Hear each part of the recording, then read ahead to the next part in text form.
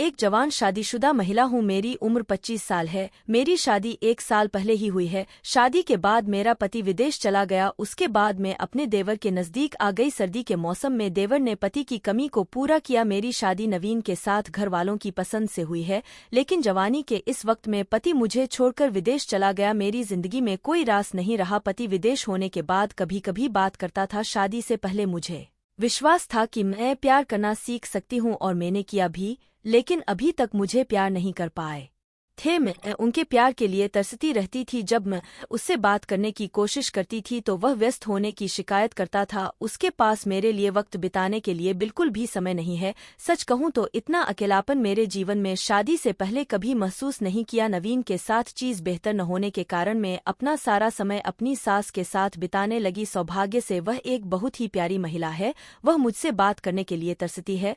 उनके साथ मैं अपना पूरा दिन बिता सकते हो, लेकिन जब रात होती है तो मुझे भी लगता है कि मैं भी दूसरे महिलाओं की तरह अपने पति के साथ रोमांटिक पल बिताऊं, लेकिन मेरी किस्मत में ऐसा नहीं है। मेरी शादी को 1 साल ही हुआ। मेरी जरूरत की उसे बिल्कुल भी परवाह नहीं थी। मैं अपनी शादी में बहुत ही कमजोर महसूस कर रही थी। तभी उसका छोटा भाई नवीन विदेश से छुट्टी लेकर भारत आया था। मैं उसे पहली बार देख रही थी। मैंने उसे शादी में नहीं देखा था। ऐसा इसलिए क्योंकि उसे वापस आने के लिए वीजा नहीं मिला था। ऐसे में जब वह वापस आए तो मैं उसे देख कर दंग रह गई। रजत एक है हैंडसम लड़का था, लेकिन धीरे धीरे मैं उसके प्यार में पड़ गई। एक दिन में जब उसके लिए खाना लेकर गई तो उसने मेरा हाथ पकड़कर उसके ऊपर खींच लिया और उसके ऊपर गिरकर आगे पीछे ऊपर नीचे सब दूर हाथ फिरते हुए मेरे होठों में होठ डालकर चूमने लगा। एक दिन घर में कोई नहीं था। बाथरूम के दरवाजा का लॉक खराब होने के कारण मैं दरवाजा खोलकर ही नहा रही थी। तभी वह बाथरूम में आ गया और मुझे ऊपर नीचे से देखने लगा। तभी मैंने गुस्से में आकर उसे बाहर जाने के लिए कहा। उसने भी गुस्से में आकर दरवाजा बंद करके वहां